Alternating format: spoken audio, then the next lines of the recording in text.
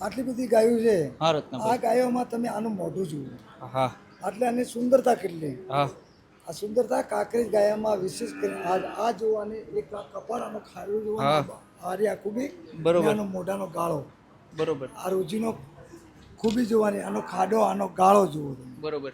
આ તમને ઘણી જગ્યા ઓછું મળશે જોવા. હા હા. તમે જુઓ જે લાલભાઈ કઠવાડાની ફેમસ ગાય, આગળ આવજો થોડાક, જે સૌથી સારી ગાય રોજી તમે કહી શકો. જુઓ તમને બતાવું, સૌથી મોટા સિંગવાળી અને પારેવાની ડાયરેક્ટ દૂધમાં ને બધી રીતની બહુ સારી.